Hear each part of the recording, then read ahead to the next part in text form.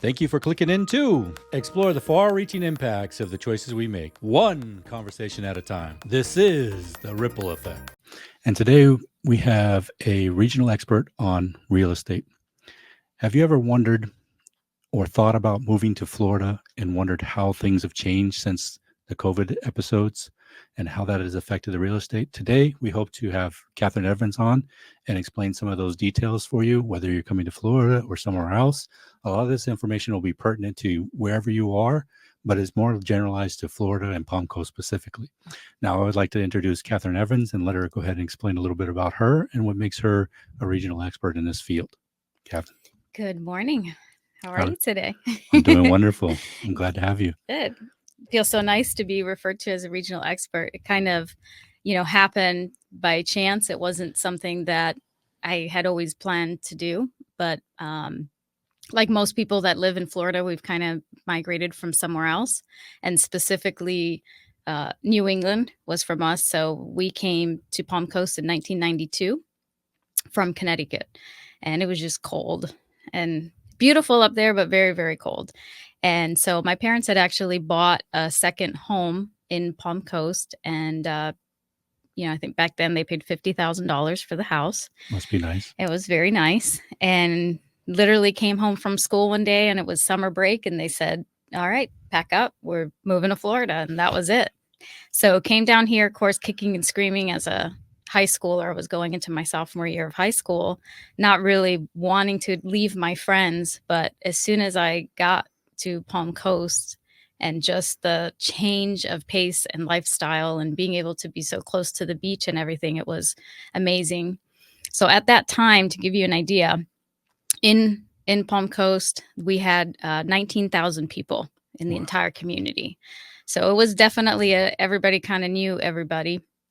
And the family got into real estate and getting to know real estate.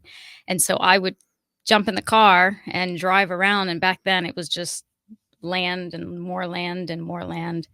You can purchase a piece of property in Palm Coast for $4,000 back then. And people would sometimes hem and haw at a $4,000 price for a standard lot.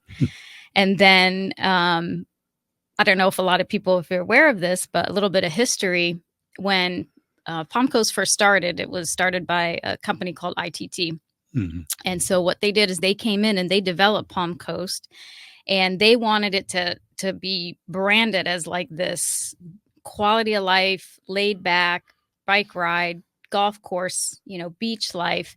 So they used Garfield, the cat, in all of their branding. So when you would be driving down I-95, you would see big billboards with, Garfield the cat laying there, basically saying, if you want to have your life be as relaxed as Garfield the cat, you got to come and move to Palm Coast. And so when you would buy property in Palm Coast back then as a closing gift, they would give you a Garfield the cat phone. And I still have one of those phones. It's at my office. So, lift up the phone and his little eyes open up and stuff. So it's a kind of a little bit of Palm Coast history. And then through the years of starting to see it really grow, we were, named the fastest growing county in the nation several times in a row. We were always neck and neck with Vegas, which always shocked me. Everybody knows Vegas, but people hadn't heard much about Palm Coast. And then surprisingly, one of the reasons that Palm Coast started getting put on the map was because of Eric Estrada. I don't know if y'all have ever seen Chips. Yep. So Eric Estrada came into town. He had heard about this little town named Palm Coast and how beautiful it was and how affordable the land was. So he came in and purchased several hundred lots. Wow. And what he did is he took the lots and he decided that he would turn around and sell them for anywhere $18,000 to $20,000, and he would do it at an interest, and people could pay a monthly fee to own a beautiful slice of paradise here in Palm Coast. And his technique was he would do these infomercials, and the infomercials would be seen anywhere but within Flagler County. So he would do them all up in the States. He would do them in South Florida. And that's why you see that influx of people that started, coming in, watching these Eric Estrada infomercials. And it was funny because they needed bilingual people. And I ended up getting to be on that infomercial, but I hope you guys just don't ever track it down because I was going through a really weird purple hair phase then. So it's kind of like a little bit embarrassing when I see the video. But that kind of was the natural progression of getting the word out and how it's grown. And to now say that here just in Palm Coast alone, we have, over 100,000 residents, and seeing that population grow as much as it has, and just even the price difference that we've seen throughout the years, which is pretty cool. So, And you played a good part in that because you've sold a lot of houses in that time, and this has been your main career that whole time. So yep. you have a good knowledge base, a lot of experience in that field. That's why I feel confident in saying that I feel you're a regional expert, because you grew up here, you've been in this field the whole time. This is what you do, so you know the area and you know the data and everything else that we want to cover. One of the things we want to cover today is your overall view of the Florida market, especially how it does with Palm Coast, in general, Yeah. and then also things like interest rates, how are they affecting things, inflation, and so forth. So I know a lot of people are concerned with the interest rates being up and how that might affect the overall market and so forth. So can you explain how locally and maybe in general it'll give people idea and the broader view how that is affecting the housing market? Yeah, that's a great question. And it absolutely, has. And I think one of the things is important is we have to kind of really step back a little bit before we can really understand where we are and the reality of it. And so, in the 80s, interest rates were 17 and 18%, extremely high. Then they started to kind of get back to a normal interest rate. So really normal is this between 5% and 7% range. If you look at the history over the last 30 to 40 years, when it comes to interest rates, specifically speaking in real estate markets, that is an average good rate. When the recession happened, and the economy pretty much tanked, the interest rates dropped significantly, right? Because they needed help. People just didn't have the funds to be able to go out there and buy a house anymore to make things happen. So we were starting to see 0%, 2%, 3%. And for a while, it was at that 4% rate, which is phenomenal. But the reality is that isn't a real interest rate. So what we're actually seeing now, I mean, we did see it tick up. It went, above 7% and almost nearing the 8% mark there for a minute. And now it's slowly starting to come back down to, in my opinion, what is a more normal rate. Obviously, as all of us, we purchase anything, we want to get the best rate possible. So it is slowly coming down. This week we saw it slightly fluctuate between 6.4 and 6.7%. I think we're going to continue to see that little bit of a fluctuation, and I think it will level out. And the biggest thing for it is, if you're having more expenses across the board, then you just have to get more creative and make sure that you are doing your homework, and that you not only can I afford this mortgage payment based on this interest rate, but looking at all your expenses as a whole. And one of the things we see is a lot of people are getting a lot more creative, and I think that's one of the biggest things that I want people to understand is, whether you are going to be buying a home or selling a home in the next 12 months, you are in the driver's seat. Nobody else is. Okay. It's important for you to have the right people next to you, your co-captain, the pilot, the navigator, the engineer. But you, as the individual, are in the driver's seat, and everything is fully negotiable. So understand that if there's something that you want to work on, maybe we can't change the interest rate. You could always buy it down. You could pay a little bit more money and buy your interest rate down to have a better monthly mortgage payment. But if you don't want to buy your rate down, there are other options, and I think that's what's really important for people to understand is, a lot of times we don't realize, we just see something, we see a paper get put in front of us and you think that's it. This is what I have to do. And that is not the case. It is not the case. Ask the questions and find out all the proper information. If you're not comfortable with something or the interest rate, then find out a way. How can I make this interest rate at this time? Because if you love a house or you want to sell and buy something else, but your interest rate is going to be a lot higher, what are those options? And a lot of what's happening now too is a lot of purchasers are able to assume mortgages. So let's say, Eddie, you've got a house and you have a 3% interest rate because you bought your house, 15 years ago, but the buyer wants to buy the house. Their interest rate's going to be at 6.5%. You can contact your loan company and say, hey, can I assume this loan and turn it over to the new buyer? And in many instances, you're able to do that. So you're able to relieve yourself from the loan and move on to your life and your next journey. And the buyer's happy because now they get that wonderful percent, that 3% that you were able to pick up all those years ago. And we do see that a lot. But a lot of people don't know it's an option.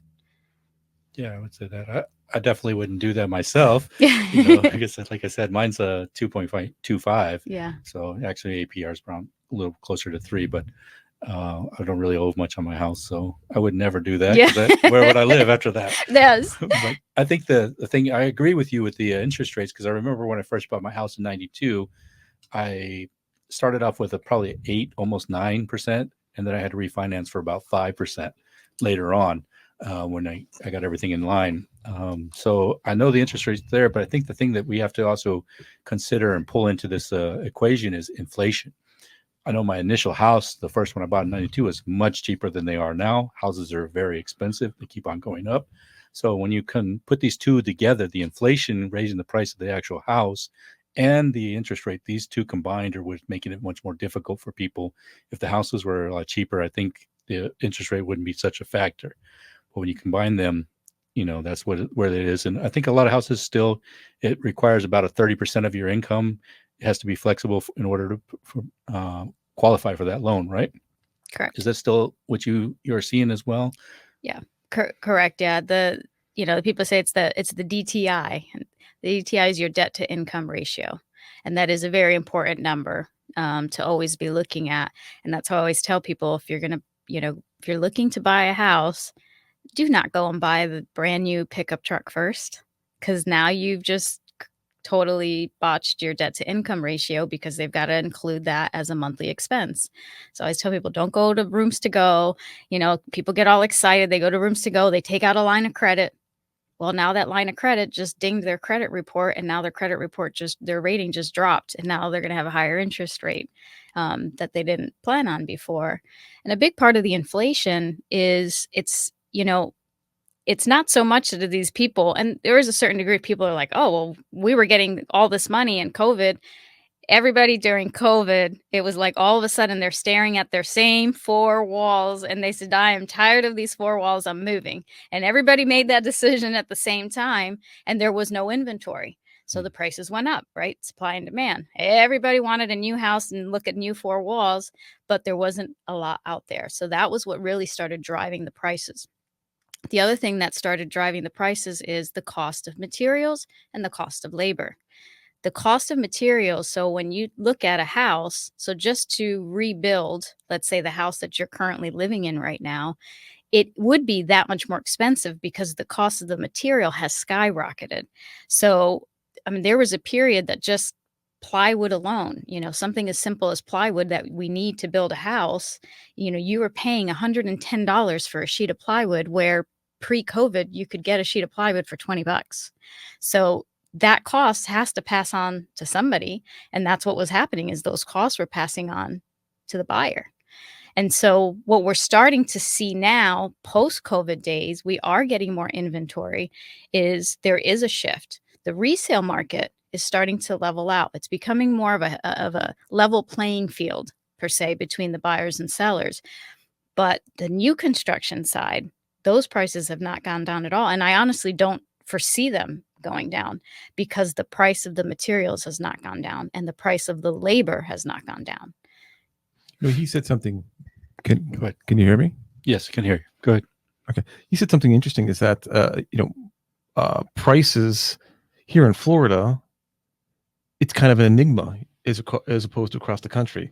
You have significant more inventory here in Florida than you do, and correct me if I'm wrong on any of this, then the rest, let's say inventory is up 15% year over year in most of the states. Here, it's up 30 to 40%, if not more.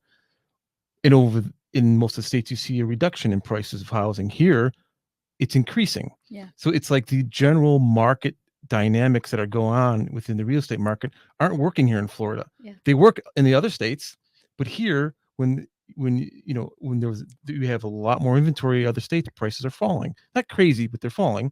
Here, prices are rising or staying steady. And when you said that it's the cost of materials, do you think that's mainly due to cost of materials still? It's cost of materials, but it's also most people's dream is to retire in Florida. I mean, that's just the reality of it. And specifically so with the baby boomer generation. So we still are seeing the baby boomer generation is still very active in the real estate market, specifically in Florida.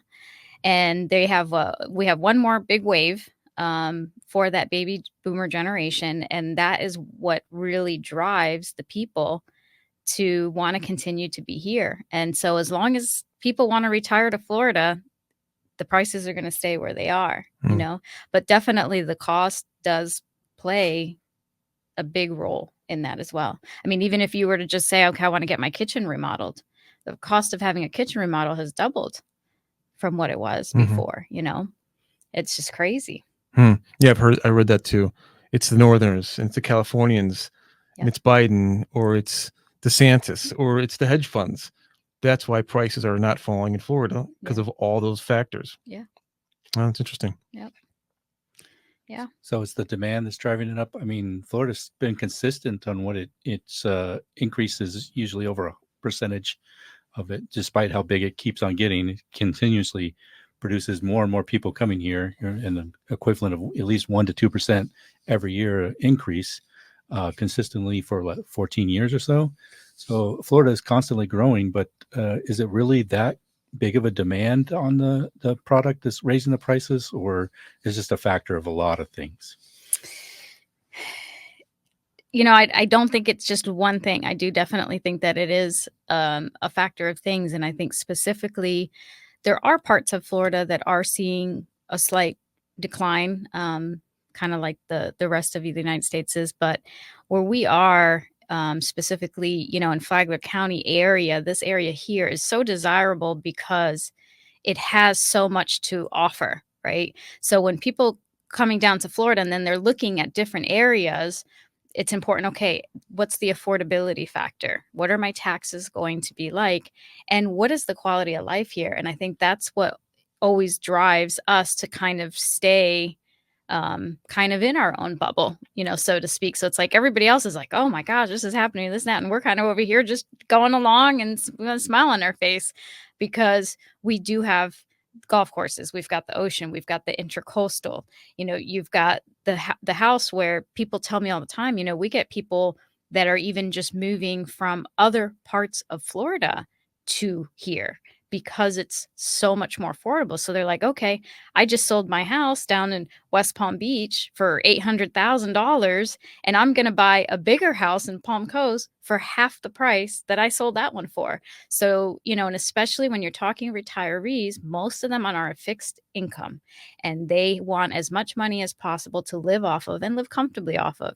So we give them that opportunity that they sell those big houses down there or up north and they come here and they can put a chunk of money in the bank, have that confidence and have a comfortable home here with a pool and close to the beach. And they could take an hour drive to the grandkids when they come visit to Disney, and they can go down to Daytona, or they can, you know, go up to St. Augustine and spend the day on St. George Street, you know. And so I think that's what has always kind of kept us more unique. Would you say property taxes are fairly comparable per square foot to other places in the nation? Yes. So we did see an uptick in property taxes over the last 24 months. But even when I say an uptick, you're still talking, you know, an average home. And I would say an average home, let's say, is a 3-bedroom, 2-bath, roughly 2,000 living square foot, you know, built within the last 5 years. You're looking roughly $6,500 to $7,500 a year in taxes. Okay. Okay. I know one concern that people have been talking about a lot in Florida is the insurance. Insurance has drastically gone up. We've seen a lot of people leave after hurricanes and different things that have happened in the last couple of years. Companies have left us with a lot less options in Florida, and as a result, our prices have gone up. I think we also had an issue with roofing, where a lot of people replaced their roof, and Florida's old law was that the insurance company had to pay the full price. I think that law is now changed to a 40-60 split in a lot of cases, or a 70-30 split, depending on your roof materials. How is that affected, and how is that affecting people that are coming to the market in relation to the insurance? That's a great question. It's a huge impact. Honestly, that this morning, I was one of the issues that I had to tackle before coming here. And the big part is insurance companies. Before, you bought a house and it was like, okay, as long as the roof was less than 20 years old, no leaks, you're good. You didn't have any issues at all. And now, if your roof is over 10 years old, it could have no leaks or anything. They want meaning the insurance companies, they want you doing a full inspection, a full 4-point inspection. They want to see copies of that. So they will then let you know if they will insure your house. Now, everybody should have homeowners insurance. I mean, I'm not here to plug homeowner insurance. It's just a safety thing, especially in Florida. If you are a cash buyer, you are not required to have homeowners insurance. Okay. If you are going to take a loan out, though, you are required to provide homeowners insurance, and you have to provide a copy of that homeowners insurance policy to your lender before they will close on your loan and give you the money. So that is a very important step. As a buyer, you do not want to get through halfway down the process and you've spent money on appraisal and you've spent money on surveys and you spent all this money, and then you find out that you cannot get insurance on the home. And there goes the transaction. So what I'm recommending people do now is, if you see a house that you like and you want to potentially go under contract, you can call your current homeowner's insurance company or just call any local insurance company. You can give them the address you're interested in, and they'll tell you right away if it's insurable and how much you can expect to pay on your homeowner's insurance policy.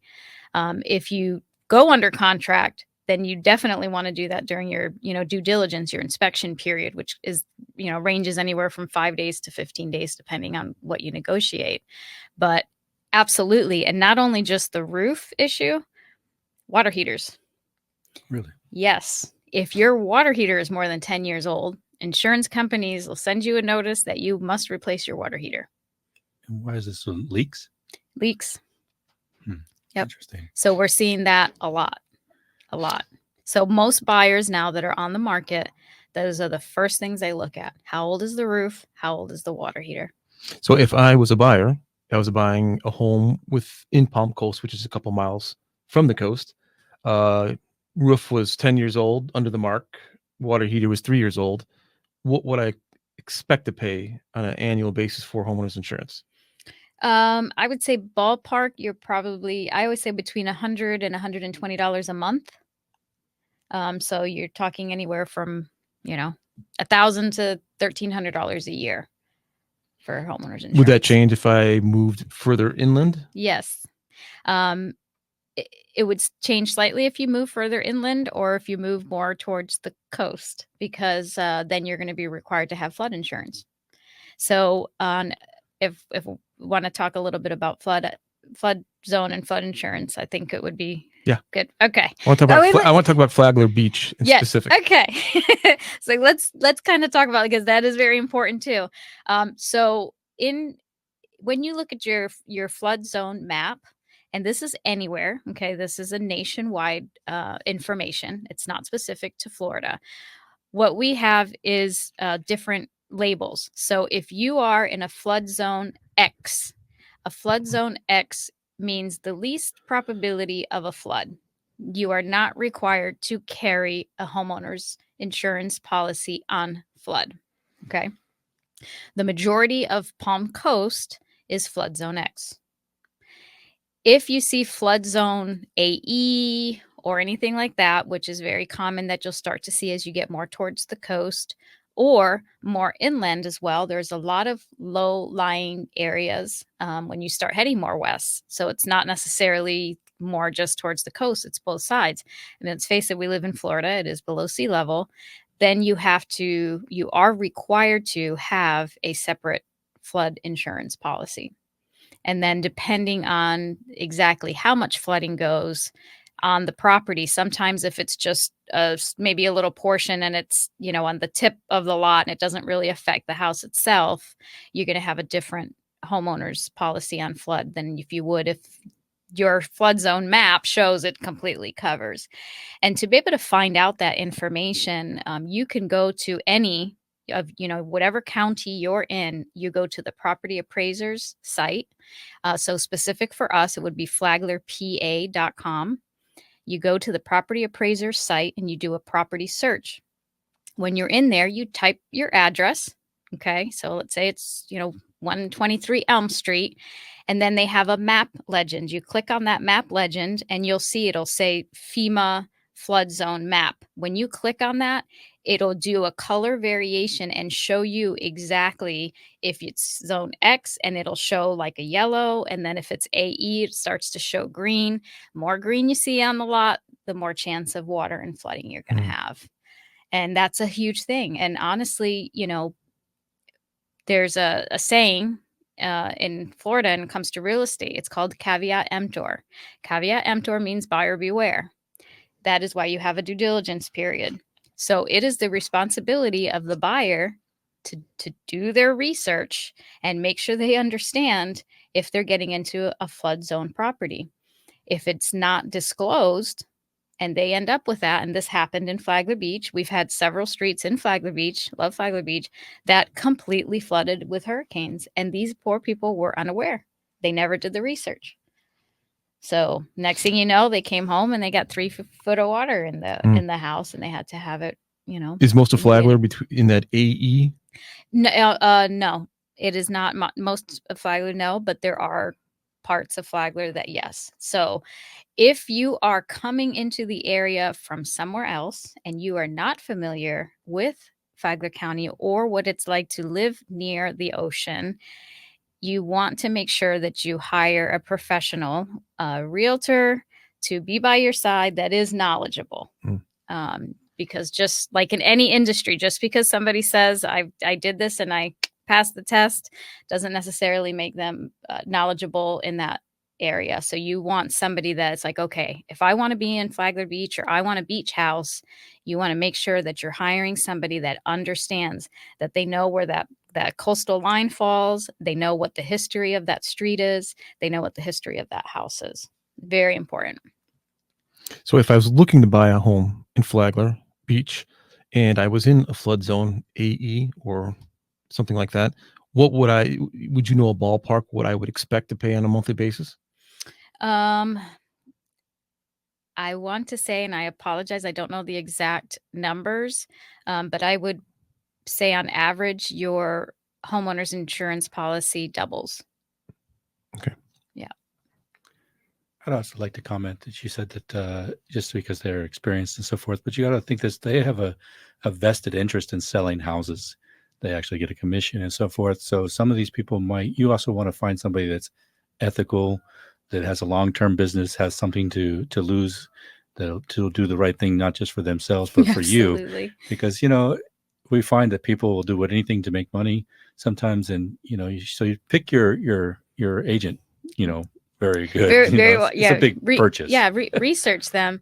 I tell people all the time, and I've been doing this since I came right out of high school, many moons ago.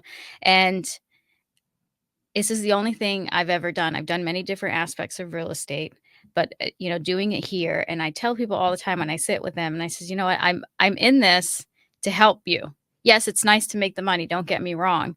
I said, but I live here and I do not want to run into you at Lowe's and have to duck and turn and run and hide because we had a bad experience together.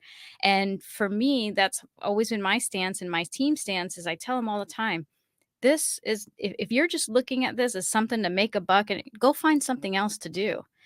This is people's money. This is their livelihood. This is their home. They're going to make memories here.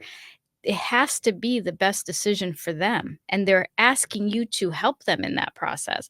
And it's like, for me, feel so much more comfortable if I know I will tell somebody straight out, yeah, this is great. No, absolutely not. We are not even moving forward with this house. I don't care that you love it and it's the color of your grandmother's house and it means something to you. We'll paint the other house that color. It's just, for me, that is the most important thing. Because you do unfortunately see it all the time that people's like, I got my transaction signed, done, I'm going to get my commission. You never hear from them again. I love that I've been in this industry long enough now that I can say, not only have I sold to the parents, but now I sell to the children.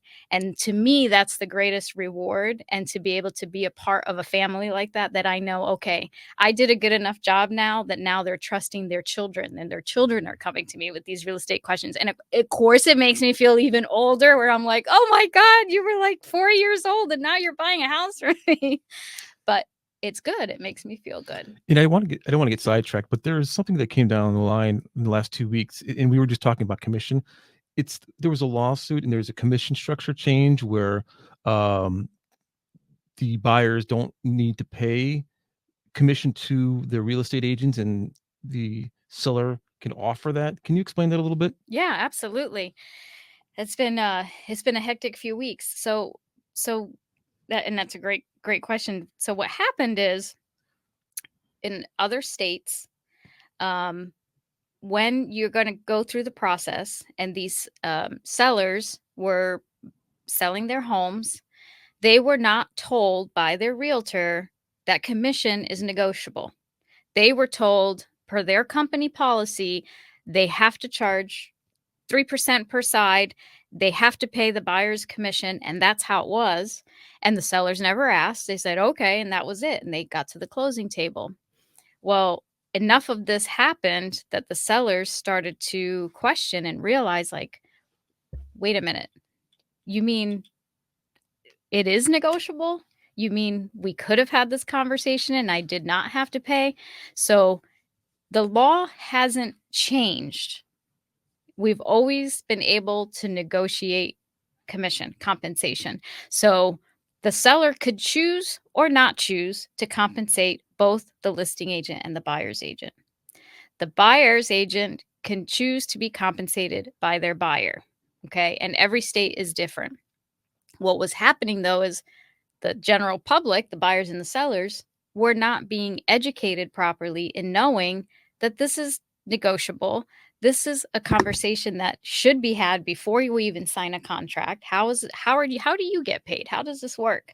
And they weren't doing that. So what has happened now is the National Association of Realtors has made practice changes that require all realtors to have this conversation openly and honestly, and the buyer must sign an agreement with their agent before looking at a house.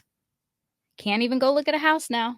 Have to have an agreement signed that they understand that if that seller of that house doesn't offer compensation to their agent, that buyer must pay their agent at closing. Is the rate negotiable? The rate is negotiable. It always has been. And what would be the normal rates? It varies. I know that there's people that have offered. So way back in the day, it fluctuated between 6 and 7% total. So you would do, a 3 and 3 or a 3 and a 4. Then it was, you got 5%, so a 2.5 and a 2.5. We've seen 4%, which is like a 2 and a 2. 1% flat fee. A lot of them you could have offers. So again, it's whatever the conversation should be with you and your realtor as to, okay, what are you comfortable with doing? And that's what was happening is a lot of these realtors, like you were saying before, they didn't care about that. They didn't care about the person. I'm going to sell this house and I'm be out on the street and I have no money left because I paid all of it in closing fees. They should have been having a conversation. Okay, what can we do? How can we shift this? How can we make this work? So I'm thankful actually that this has happened because it needed to. Mm-hmm. There needs to be transparency. You need to sit down. I mean, I tell my team all the time, you should have 3 to 4 different options on the table when you meet with somebody. Here's option 1 of what it can look like. Here's option 2. This is this way. This is that way. Let's see what out of these options, what are you the most comfortable with?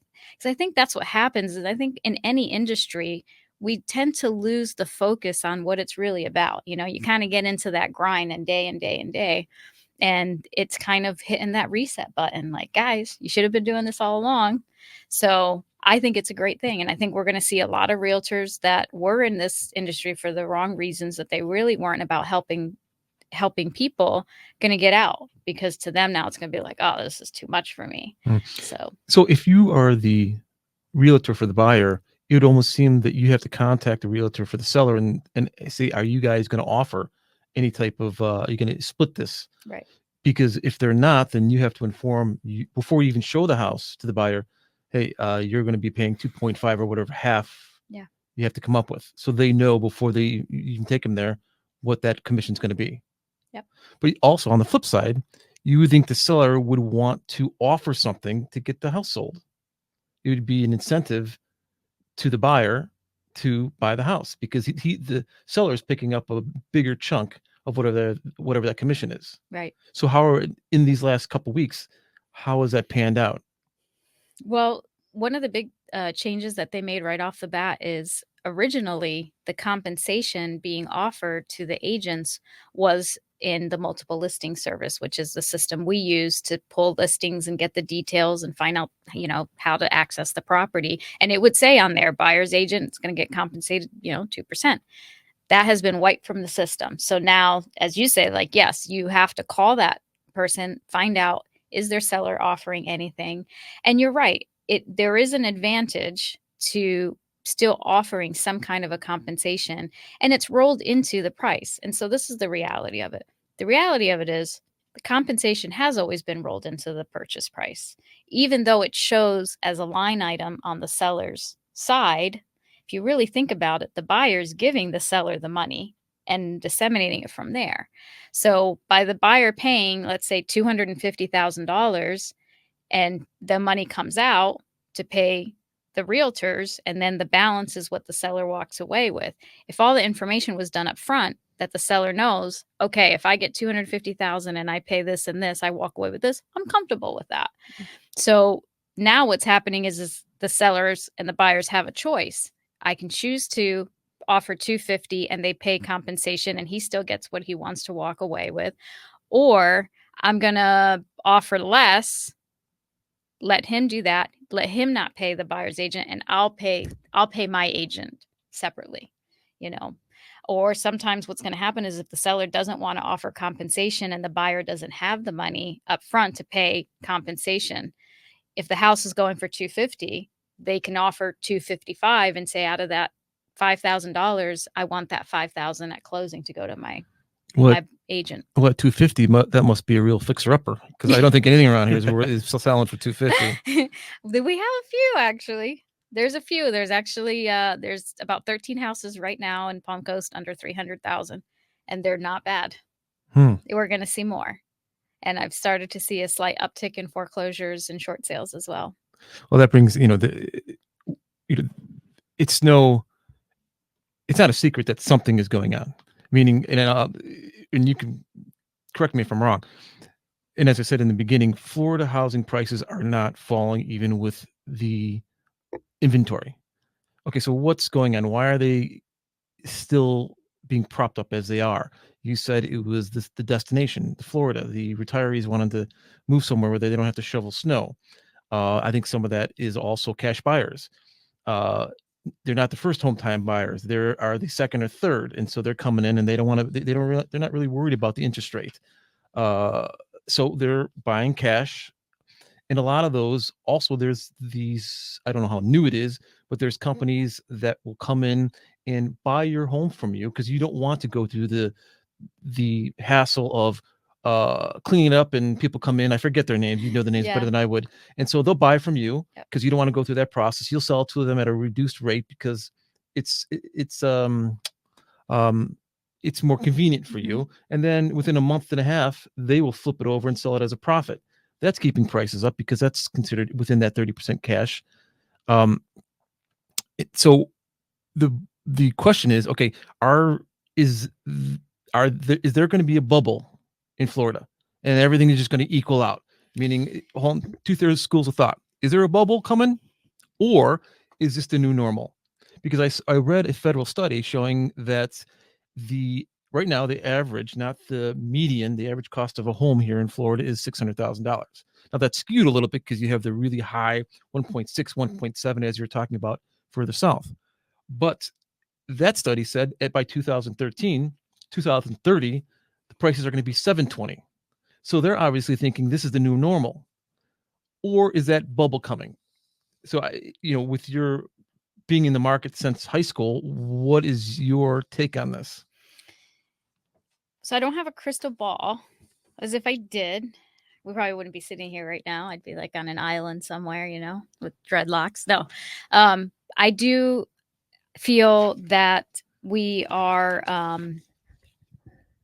kind of getting to that new normal. It is more of a level playing field. From what I have been viewing lately is the buyers that are in the market, and there's still a lot of buyers in this market, are getting pickier.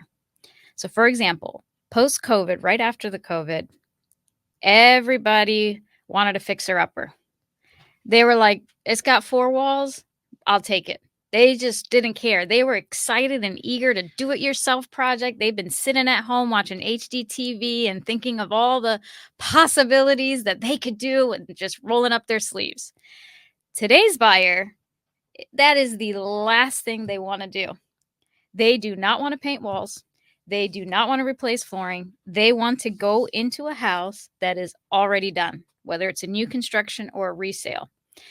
The resale is more desirable because the prices are dropping slightly more so than the new construction.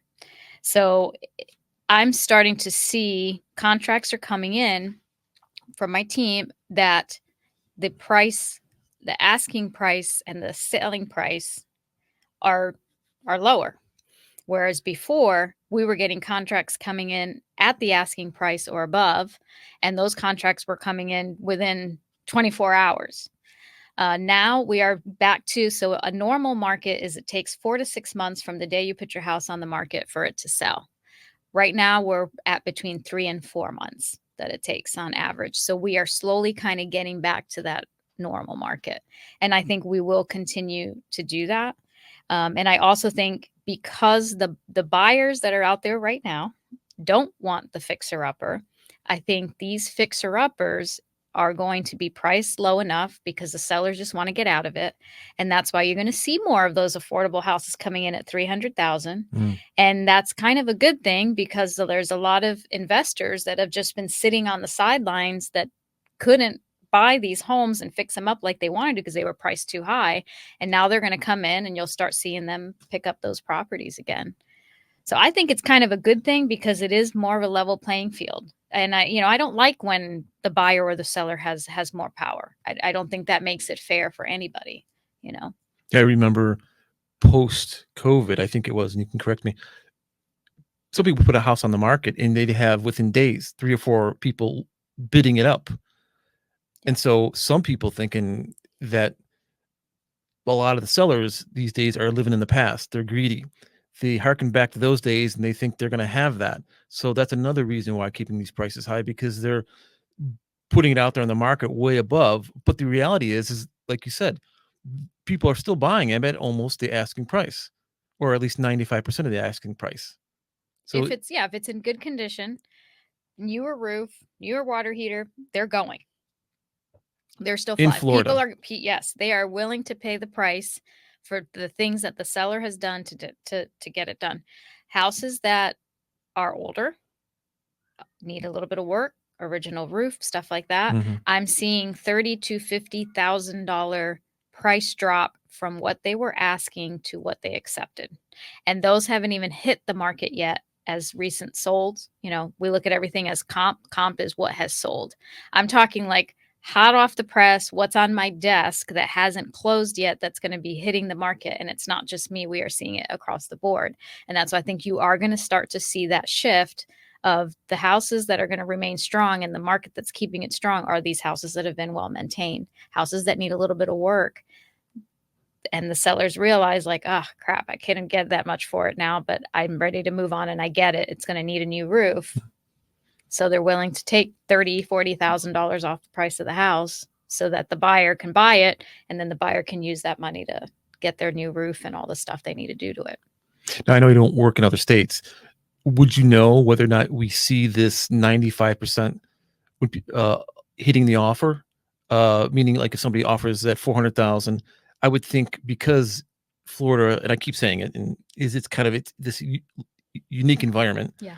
Let's say in Chicago or in Utah or some of the northern states, they're not getting 95%. They're getting 85. Have you heard that going on? Where that they're not getting that high value? Yes. The only other state that is very similar to what we're talking about is Georgia. I do also work in Georgia, and that market is crazy. And I think it's because you've got Atlanta there. Again, different clientele. People aren't retiring to Georgia. Okay. The quality of life in Georgia is very different. The job market in Atlanta and the surrounding area, just because Atlanta is so hot right now, you cannot keep up with the listings in Georgia. I mean, even if you just like look at Atlanta and then you span it out 200 miles, that market is still crazy. They're still at multiple offer scenario. They're still getting the asking price for the houses. It's crazy. It's crazy. Savannah? Same Savannah's thing? nice. Yep. I love Savannah. I love Savannah too. Oh, and Open Door and OfferPad. Yes. Those are the companies that I was thinking about. Yep. Can we switch gears to the condo market just Sure. to get that in here before we end? Yeah, whatever y'all want. Okay. Inspections. Yep. 3 floors and up. How is that affecting the condo market? It's all across Florida, the condo market is suffering right now. It is difficult because a lot of the people are concerned with not just the inspections, but also the special assessments that come out of these inspections and who's going to pay for it. Mm-hmm. So there is a big fear. Now, in Flagler County, we cannot have any structures that are more than 4 stories. So we're kind of in a good position that we don't have to worry about that. And also the age, most of the condos here are a lot newer. But if you go into cities like Daytona, where they've got the big high rises, they're under a completely different world than we get to be under here. So we're actually in a good spot that we can only build 4 stories or less here. But the stigma of what happened with the condos in South Florida has absolutely kind of dinged the condo market.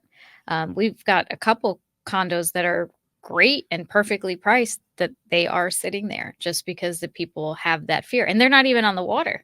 Speaking of the Champlain Towers. Just the overall construction, the fear of assessments that they're going to play. And again, the majority of people that we see, unless it's zoned for a vacation rental, okay, those fly off the shelves. Anything in Florida that's zoned vacation rental that you can do an Airbnb short-term vacation rental, they fly off the shelves. Outside of that, if it can only be a long-term rental, most of these are elderly individuals that don't want to have yard maintenance that are moving into these condos. And again, they're on a fixed income. So they're fearful that they're going to go into this and then they're going to be hit with all these special assessments of repairs that need to be made based on these inspections that are going to be happening. The milestone inspections. I didn't know if I thought you had to have that done by the end of 2025, or you just have to have it scheduled by the end of 2025. That's a good question. Then I'm not sure the specific if it's done or scheduled. Okay. I wish So I the knew. fear is that if you are in the condo market, you want to buy a condo, and they don't even know what the inspection is going to be, what type of assessment that may come down the road. And I don't even know if you have access to reserve studies for that property, because I know that not only in that law that got passed in 22, I know that they address the inspections and the reserve requirements. So they're looking at both of those. So if you are a potential buyer, how would you possibly figure that out of what's coming down? How I don't know how I would put a toe into that market, because I wouldn't know, like you said, if I'm going to get $100,000 special assessment in 5 years from now, because one, the inspection said, oh, you need a whole new ramp going up to your garage, or two, you don't have the sufficient reserve requirements that you should have been funding for the last 10 years, but you haven't. So now you got to come up with $6 million and you got to divide it up to everybody here. Right. Now, as a buyer, I wouldn't know that until that inspection was done, and I wouldn't know that unless I don't think you have the right to that information until you become an owner. So how would I ever step into that market? Yeah, no, it's a great question. And actually, you do have the right now to Mhm. that. As a potential buyer, when you go under contract during your due diligence period. So if you were going to do that, you'd probably not go for a standard 7 to 15 day due diligence period, because you want to make sure you have time to get your hands on those HOA docs and review those HOA docs and potentially review those with an attorney to make sure you know what you're getting yourself into. And that is one of the things they did pass, is that it is now required that the buyer gets their hands on the financials and the past board meeting minutes, and that there's full transparency and that it's easy for them to access. So a lot of these condo associations now are putting all those documents online. So through a portal that you'd be able to get and pull it up, because absolutely 100%, like, it is extremely important that you know what you're getting into, especially when it comes to the condo, because you're kind of at the mercy of what's happened in the past. Mhm. Then you have no idea.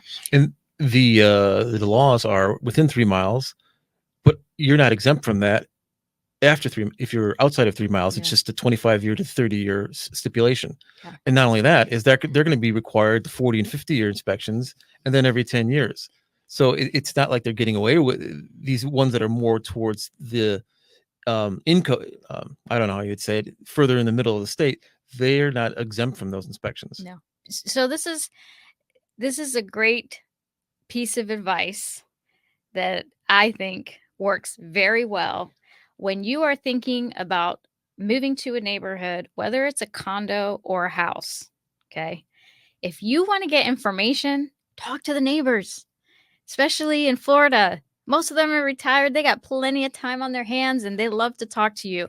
You will find out so much about what's happening in the condo, about what Susie Q did across the way, about what happened in the street last week. All the stuff, the good, the bad, the ugly, you hear it all. And I tell people all the time, when you fall in love with an area, go to that place, go during the day, go during the night, and go on the weekend. Why? If you go to a place during the day and most of the people are working and you go, man, this is quiet, this is nice, I love it here. Go back at night, everybody's home, you see all the cars parked outside. You're going to see if somebody's got a drum practice going on in the garage right next door to the place you wanted to buy. You go back on a weekend, you're going to get different vibes and different feels at different times of day. But finding things out, there's only so much research we can get from a piece of paper and stuff like that. And a lot of times you will find out so much more about places if you go and you just do that. Have you noticed a downturn in condo prices because of all this in the last couple of years? Significant or Yeah. just a little bit? Significant. Yeah, significant. We sold a condo, a couple condos in Daytona in the beginning of the year.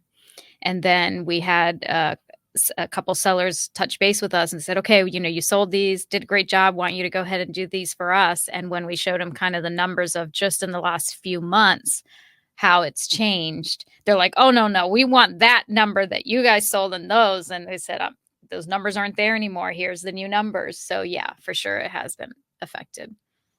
But there's still people that are going to want to live at the beach and see that beautiful ocean every single day. And, Move to Palm Coast. Yes. You can't see it, but you're real close. Yes. You can almost smell it in the air. Actually, that's I'm from Chicago. Yeah. And I can smell it in the air. I can smell it because I'm not used to it. I got here a little less than 4 months ago. So on certain days, I can pick up a smell that I'm not used to, and it's like a salty smell in the air. Mhm. So just saying, I can smell it Yeah. as a newbie. Maybe if you live here long enough, it just becomes, Second nature. yeah, you don't smell it. It's good for your hair. It's good for your nails. Good for your skin. And it's good for your mind. Salt air. Okay. I mean, I'm 80 years old, and like, yeah, right. I look like this. So I don't know about that, but let's hope you make So it you that found far, the right? Fountain of Youth somewhere, yeah, and it's Palm Coast. it's Palm Coast. All right. Absolutely. Oh, one more thing, multi-family homes. Do you have any take on that pricing? So in multifamily, so here we have mainly duplexes, Mhm. and you know, you can get a duplex between 500 and 600,000, which has 3 bedrooms, 2 baths on each side with a 1-car garage for each side. The one interesting thing that has happened in the last 12 months is now in Palm Coast, you can have a duplex and you could choose to only sell half of your duplex. You could not do that before. So now we're seeing one half of a duplex hit the market, you know, for 250,000, but they keep the other half. So it's actually a nice opportunity. We've had a couple cases where people had originally bought the duplex, a multifamily, so that their mother can live on one side and they can live on the other and they can take care of her. And now the mom's passed and they need some money, so they sell that side so they can live off of it. And so works out really well for people. We don't have a lot of fourplexes here in Flagler County, unfortunately. I wish we did. We do have some like out in Bunnell, and I would love to see more opportunities for that because I think we need it more so than the affordable rentals that we're starting to see kind of pop up everywhere. Which is good. You know, affordable and attainable housing is good for everybody. What I don't like is when I'm seeing these places popping up and knowing construction as well as I do, the construction of some of these is scary.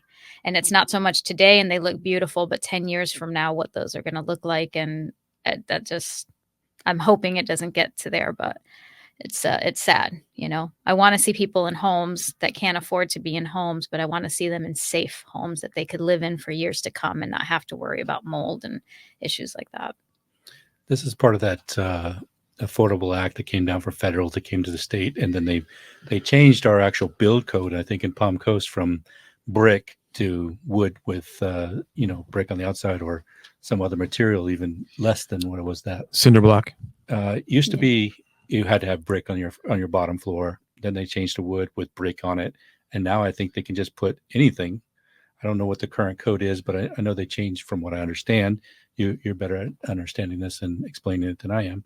They changed it, for Palm Coast to a different hurricane rating, and so this allowed them to change the whole structure. And if you could expound on that and how that has affected the whole local market as well, I appreciate it. Yeah, I think the biggest thing is when you're looking at a home, if it's too good to be true, it usually is too good to be true. So do your research, and again, have somebody. There's even contractors that will go out and inspect a house for you. It doesn't cost a lot of money to check it out, make sure it's well built. There's nothing wrong with having a frame home, and most of these houses that you're seeing, they have a frame and then they have like a hardy board or a vinyl over them. Okay, they're much less expensive to build and very cost effective. So you can get a really nice big house for $300,000, brand new. Okay, I'm seeing it right now.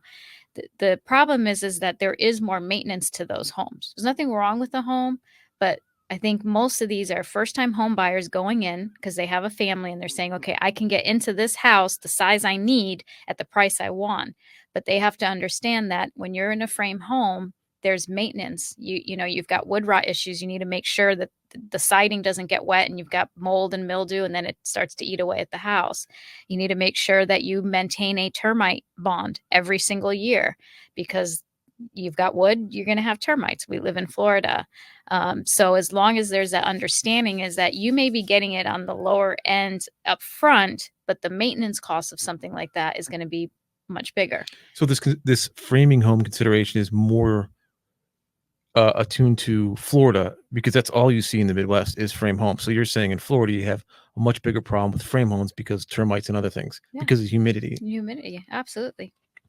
And even just like, if you're beachside, the closer you get to beachside, you've got to plan for the maintenance of that. It's beautiful to live at the beach, but your AC unit, your exterior nails, if you don't have a garage, your car, you got to plan every 7 years you're going to need a new AC unit at the minimum. I'm not just pointing out one thing, and a lot of people, they don't realize that.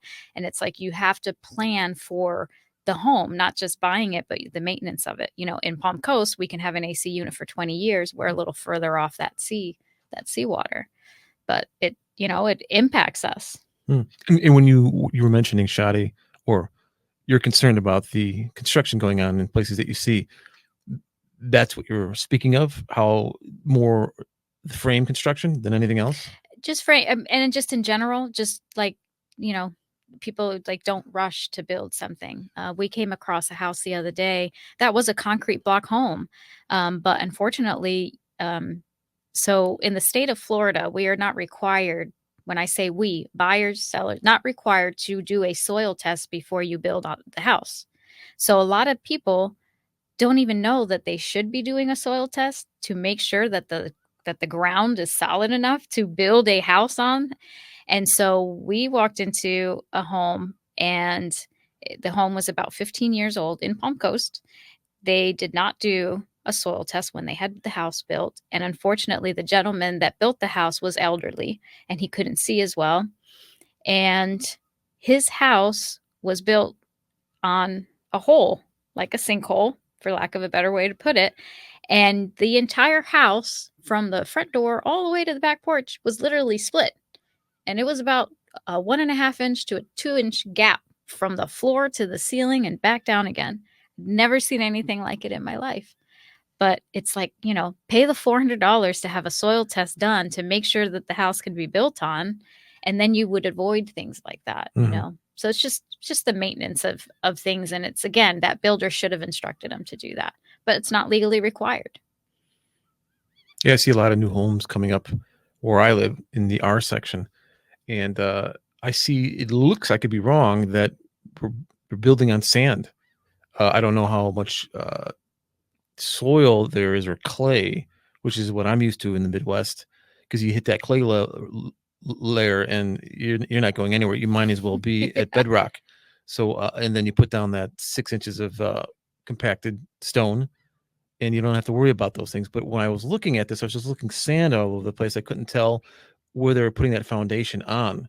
And so you're right, having a soil sample and knowing what you're building on becomes even more important down here. Yeah, it is. Kat, I did have one final question before we close everything up, and that was about solar. Solar seems to be a big thing in Florida. We do have a lot of sun, so a lot of people are trying to go to that. And it has like different effects on, insurance and buying a home and maybe even reselling a home. Do you have any experience with that, or anything you want to say about that? I think it's great. The cost of turning a home solar has gone down some from what it used to be before. And I know that the Florida Power and Light will give you incentive. I unfortunately don't know like specific numbers that I'd be able to say. But I will say that it's a great concept. So we have like our pool is solar, and it's amazing. And I absolutely love it. And I love to slowly start to convert more things to be solar. But personally, we haven't seen a huge uptick in properties going solar. And the biggest reason is because a lot of the expense, the upfront expense of it. And then it's really wonderful to go solar if you're planning to stay in your house long term, because then that return on your investment is there and it works out in the long run. But the majority of people, they tend to sell their home every 7 years. So it makes it a lot more difficult for them to say, oh, this makes sense. I'm going to do this solar because it's going to make sense. Because then they just going to be carrying that to somebody else who might not understand what the benefit of the solar is. But I'd love to see, and I'm not sure, if you have a little bit of input on that. I have a little bit of regards input, to solar. very little bit. I ran the numbers for the home I owned in Illinois, and it came out because you have to have storage capacity. It's not just buying the solars and sticking it on the roof. There's everything else that comes after that. So the equipment and the solar, it came out to be just like $22,000 with another little bit of rebate that you get. And so I would need to be in that home to pay it off. What I paid, maybe $120 a month with energy. I would need to be there for 20 years to make. Then I would start making money. So, but then if I'm not planning on being there 20 years and I have a buyer coming in, do they really want to futz around with solar? Because it's not something you can just not pay attention to. Like this flicking the switch, you have to make sure you got to look up, go in your attic, make sure there's no leaks every year, and then you're upgrading your system. Mm-hmm. And if they don't want to deal with that, that's not going to be a really good selling point. So you're right. If people are turning it over every 7 years, you got to take that in consideration, because that could be a detriment to selling your home. And also when you're selling that, they have to be willing to accept that expense. What I would love to see is I would love to see a developer make a small community that was 100% self-sustained in Flagler County. I think that would be a cool project. Flagler County and Palm Coast, we're always getting awards for being very green. We're a very green city, as they call it, with our trails and all the stuff and what we do and our water plant. And I think that would be a really neat project. I would love to see a self-sustain. It could be tiny homes, cottages that are used as vacation rentals. How cool would that be? And then kind of test it out that way before continuing it. I mean, having like a solar field that fed the whole complex? Just everything would be self-sustained. And you would have like fresh herbs and just something small where it's a totally cool experience, but play it off like a vacation, touristy spot of the self-sustaining village in Palm Coast or in Flagler County out on the west side, and see where you take it and test it that way, because we do have a lot of sun and we do have a lot of opportunity and we have a lot of land. I mean, what is currently developed in just Palm Coast isn't even half of the overall land we have in Flagler County. I mean, once you get over the other side on US 1, the plans for out there that we can't discuss today, I could tell you, but I'd have to kill you, It's going to be huge. We ain't seen nothing yet. Yeah, they have like equivalent to twice as much of the developed land we have right now still undeveloped over there, from what I understand. Exciting things to come. Where is this? Here, other side of US 1. I thought the ocean is on the other side of US 1. Nope, that's the other side of 95. Oh, okay. You're thinking I'm new. A1A. That's what I was thinking. That Okay. one. I'll give you a tour sometime. I have a map. I call it the Day of Discovery tour. I'd be happy. Anybody wants to have a Day of Discovery? I love taking people in my car and showing them all about Flagler Are you doing County. that currently for your clients? I do it all the time. Oh, okay. Yeah. Clients, friends, anybody want to sit in a car with me, listen to Neil Diamond. Yeah, if you want some information about Palm Coast, go to Kat. Kat's pretty well informed. Thank you. Kat, do you have anything else you would want to share with us that we may not have covered for people that are interested in coming to Palm Coast or Florida? I think the biggest thing is, it's a big step, whether you're moving here, looking to move here. Ask questions, do research. If you're not good at asking questions and doing research, then find somebody that you feel comfortable with is going to do the work for you. And it's very, very, very important. And I think to really understand that everything is negotiable. Everything is negotiable. You walk into a house and you like that pink chair. Okay, let's see if we can make it part of the contract. This is your happiness. This is going to be your home. Whatever that looks like for you, make it happen. I don't know why we've kind of been programmed to create barriers in our lives. And I think that's the piece of information that I could have you walk away with, and not just in real estate, but in general in your lives. I see this a lot. Stop creating barriers. Oh, I'm going to wait to do this because I'm going to wait for that. Stop that. If you want this, if you want to go live by the beach, or if you want to go, get that pool, or you want to take the kids to Disney, or you want to go out in the woods and build yourself a self-sustaining house, just do it. This is it, man. Like, life is happening now. I don't know. I agree with the pool concept because I have one of those and I wish I never did, but I learned from that mistake. But yeah, the pool's actually nice in some ways. And I think it's for some people, they really love it. I don't use mine. but it's still beautiful to look at, I guess. Yeah, and I want to live by the water, the beach, but I don't want to replace my AC unit every 7 years. Yeah, you That's gotta where weigh a the plus pool and- comes in handy. I'm in my pool every day, if not twice a day. Not full term, but yeah, at least. Is it jump salt in. water or Yes, fresh water? It's salt. Oof. Better than chlorine. Yeah, I guess. It's better for your skin. I told you, I'm 80 years old. Okay, Kat. Kat, can you please go ahead and tell how our people that are watching this video, how they can get a hold of you, how they can, if they're interested in coming to Palm Coast, get more information about the area, how you can help them, assist them with home purchases if they're interested. Sure, absolutely. So the best way is you could always check out our website, which is don'tworrylivehappy.com. So don'tworrylivehappy.com, or you can always shoot me a text message, 386-338-4242. That's 386-338-4242. I will answer quicker if you talk to me about Batman or know a little bit about Batman first before we start talking about real estate. But in all honesty, I'm here. I'm happy to help, and I'm thankful that I got to be here today and get to chit chat with y'all. It was very nice.